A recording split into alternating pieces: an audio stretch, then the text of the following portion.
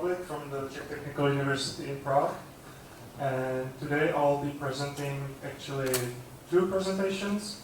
And the first presentation is about IoT solutions for monitoring of CDW collection. And the next one will be actually on behalf of my colleague. So, we already heard here about IoT solutions, and this one will be more specific about use cases and mainly about what we are doing to basically see the possibilities of IoT. We know that IoT can be used very well for smart cities like parking and street lighting, or it can be used for supply chain management as asset tracking and controlling of conditions, or as well for engineering structures. It can be used to monitor the structure from the early age of construction even until the end of life of the structure. And in this specific case, it will be about real-time CDW management of so-called smart containers, which are capable of reporting real-time their status, where status means about how much they're filled, the position of the containers, and basically all the conditions which are of interest. So a little bit about the principle. I think you're probably somehow knowledgeable about this already, but basically the IoT is a system which consists of some end nodes which can collect data about the location. It can be water, trash, whatever. And these data are concentrated and pushed to some network server. And then they end up at the application server. So my work basically covers the whole story. We created the device, which means we created the software, we created the hardware, we also created the gateway, the network server, and the application server. So we wanted to get knowledgeable about the whole system. That's why we designed it basically from scratch. So here I'll be talking about 3 units, which are mainly distinguished by their communication methods, which is LTE or cellular network. The unit U2 is about Wi-Fi network connection mainly, and the unit 3 will be about radio connection.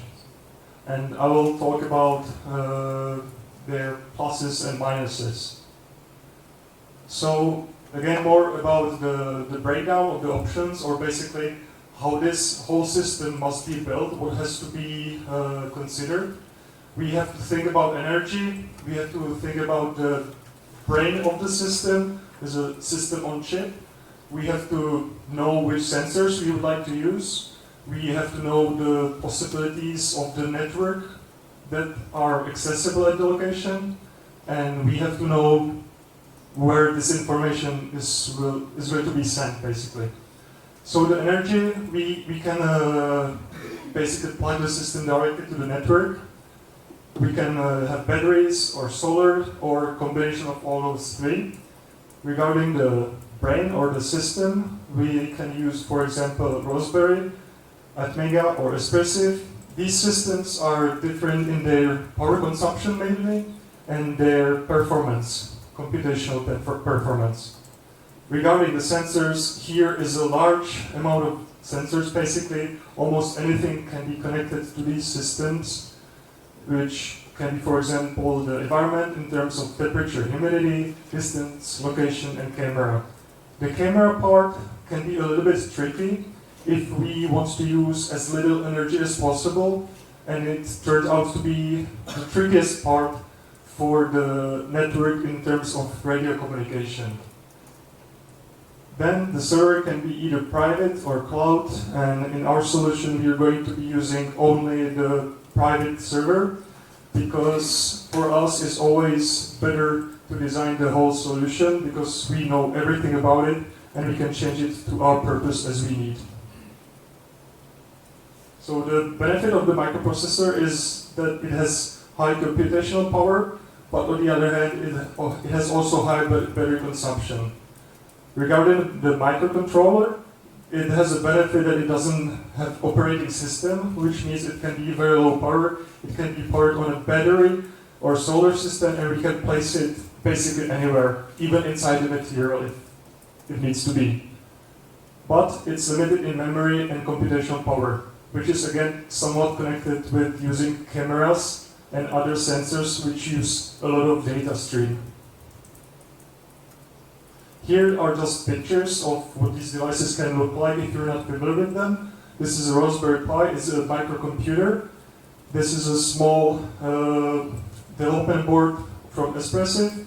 It has Wi-Fi and a few other capabilities, but all other sensors has to be connected with it.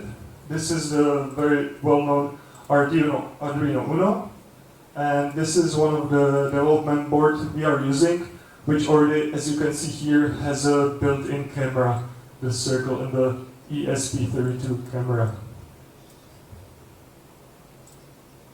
So now more about the sensors. As I mentioned briefly, we, in this particular case for the CDW containers, we are using ultrasonic sensors for the distance, or we are using laser sensors for the distance. The difference is mainly in their availability and cost, accuracy and speed, where the laser is the most accurate and it has the lowest power consumption, but on the other hand it's very costly. Ultrasonic distance measurement is very well available as in terms of the hardware, but it's very power hungry and it's large and it's not convenient for all the options. Regarding environment, it's usually the easiest and the cheapest to measure. Temperature and humidity is very, very easy, and there are many options to choose from in terms of performance or accuracy. And also the container needs the location information, which is given by the GPS module. Some of the modules have already built in the 3G or LTE for the communication. And regarding the photo, we also have to use some specialized modules.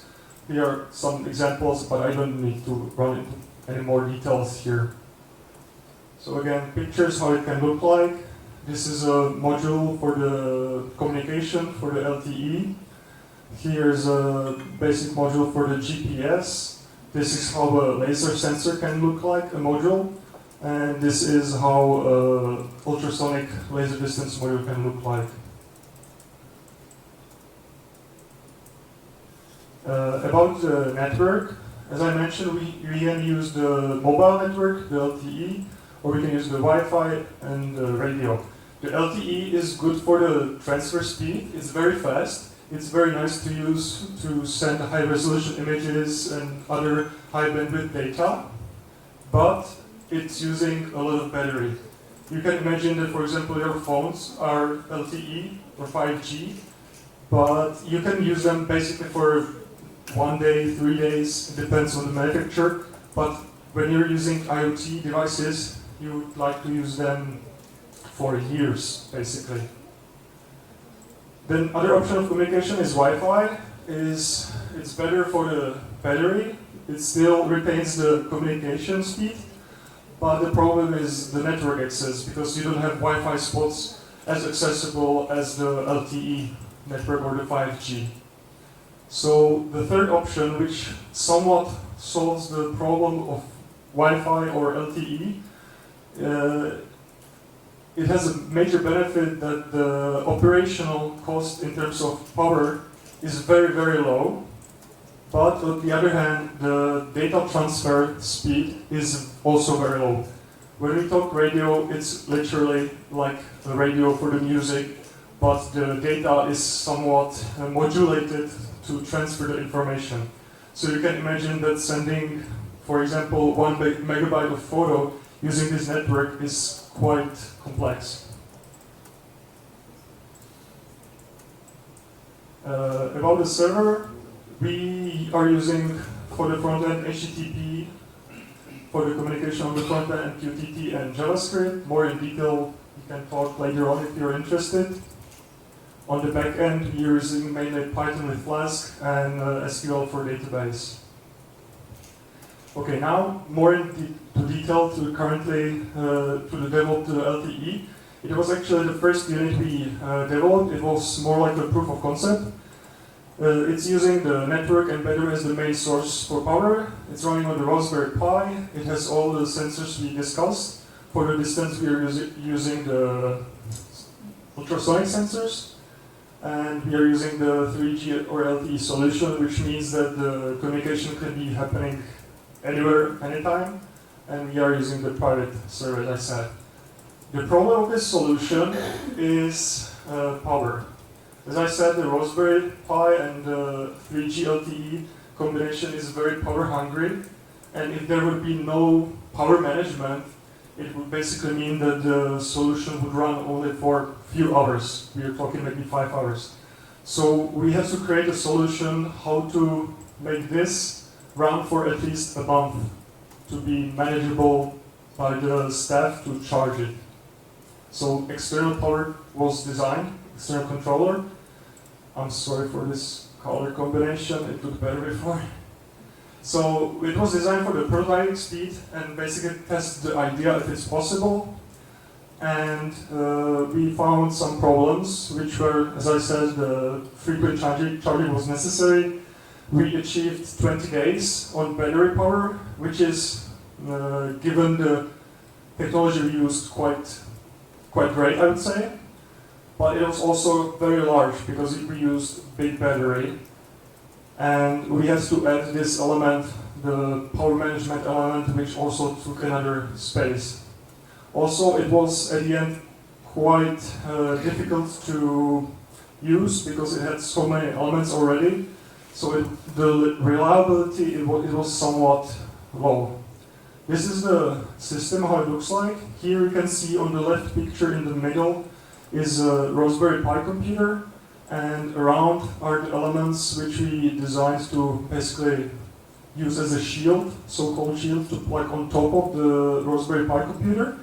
And on the right side is a picture how the final box looked like with all the cable connections to the main box, which are antenna, charging, and distance sensor measurements, and so on and so forth.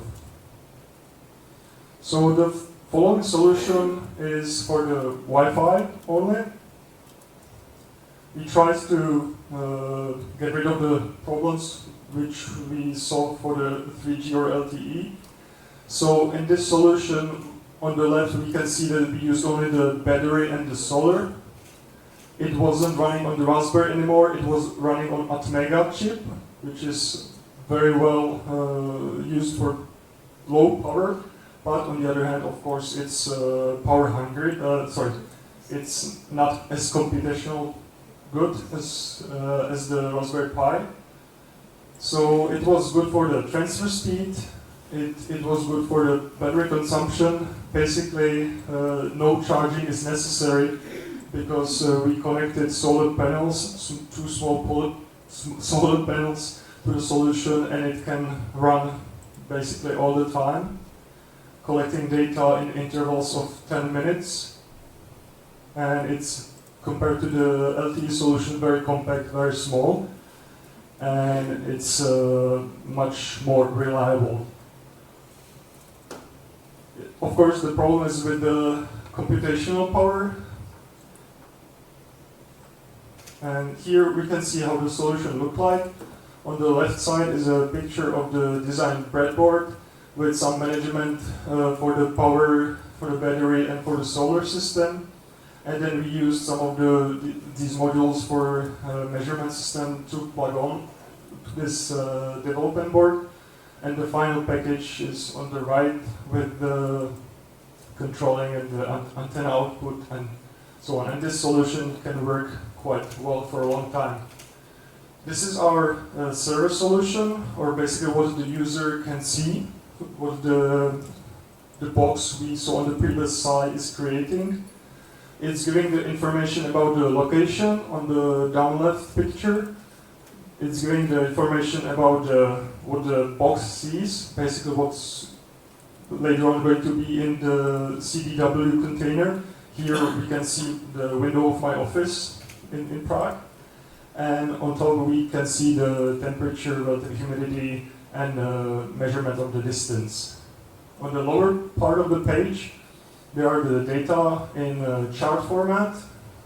I think here the most interesting is on the down right, the yellow line, which is a battery status, and you can see basically each and every point is a collection point, and also you can see the charging, which are the sharp spikes in those steps, and using the battery during the day, which when the sun was already not strong enough. Also, what I can point out is basically the continuity of these data points, which means that it measured reliably, and in each and every 10 minutes it collected data. And finally, about the radio solution, it's very similar to the Wi-Fi solution, with the difference that we used a different chip, the espressive chip, and we used C1101 chip for the radio communication. The GitHub code is on the QR code accessible. Everything is open access, shared on GitHub, so if you're interested, you can actually take a look on the solution. And what we here have to add to the system basically is the coverage, because even though the radio can support communication even to 200 kilometers, the problem is that the curvature of the Earth and buildings and all these elements which can be in the line of sight between the communication device and the receiving device can block the signal. So the radio unit can operate all the time. Again, no charging is necessary. It has a flexible connectivity, which means we can connect to many already established networks. And the negative is the low computational power, which is already solved somewhat. And the main problem which we are dealing with here was the transfer of images, as I mentioned in the beginning, that the image transfer is quite complex, because the radio network basically sends the data, but it doesn't care if the receiving end of the site is getting the data. So we are basically screaming into the air, and we don't know if someone is accepting it. We solved it. The photos are received well in the quite nice resolution.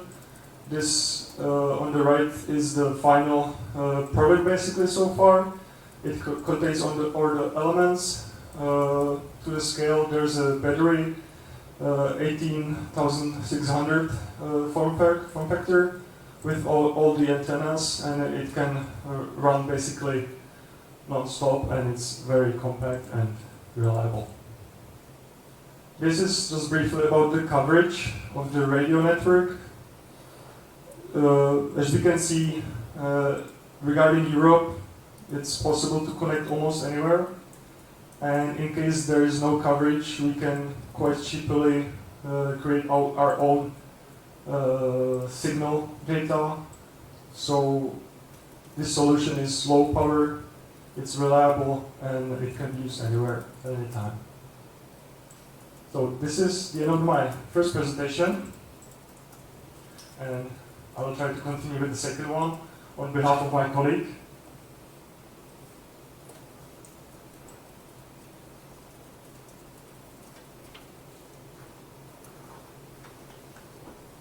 Okay, so here the mission was to teach computers to recognize basic structural material elements in CDW, and to achieve this we visited typical sorting yards.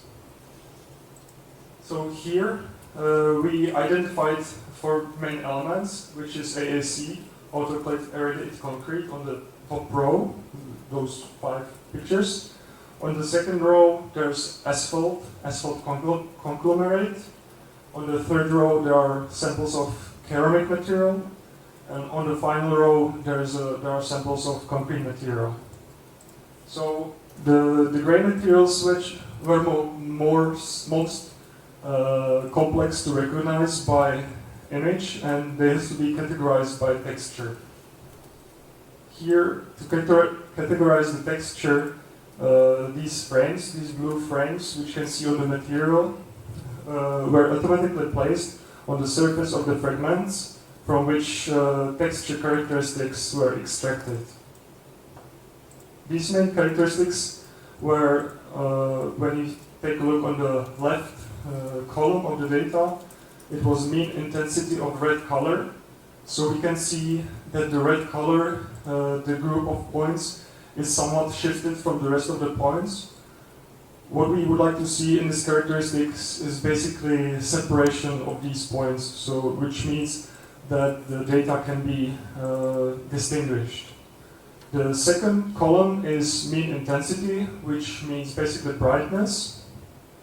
On the third column, that's entropy, which correlates with the randomness of the texture.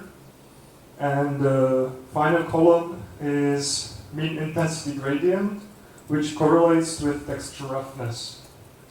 So using these characteristics on this pair plot, which show the relationship among these characteristics, we were able to distinguish the material with quite a good results, and we achieved up to 95.5% accuracy for ceramics when using the gradient boosting detection trees model of the multi-layer perceptron. This accuracy is close to that of convolutional network, CNN, that's on the top left corner, which automatically extracted features at higher computational cost and sometimes misclassify the grayish materials. The misclassification can be seen basically in the big picture here in this top corner and this corner, because the concrete and the AAC both were somewhat grayish, and it's even for human operators sometimes hard to distinguish.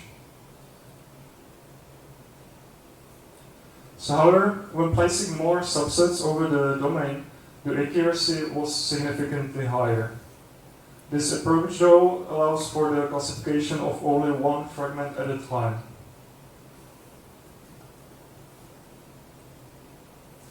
To overcome this limitation, we trained a more advanced deep neural network to handle both the segmentation and localization tasks. And we employed a computationally cost algorithm to find around the truth masks for teaching the new model. This is the unit architecture that was selected as the most appropriate to accomplish the task. And here is an overview of the intersection over union matrix demonstrating the segmentation accuracy. We also provide examples of samples that were segmented accurately and those with poor segmentation due to containing background, contaminated background. And this shortcoming will be eliminated by placing the fragments on a conveyor belt, which is the ultimate goal of the solution.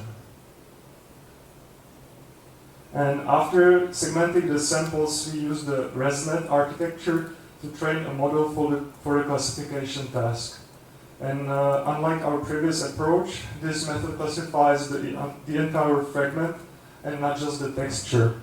By incorporating fragment shape as one of the features, we increase the accuracy up to 95%, exceeding basically the human accuracy. This accuracy can be further improved by employing two-class models, which can be used in cases when the initial prediction is uncertain, as demonstrated by the incorrect prediction on the right.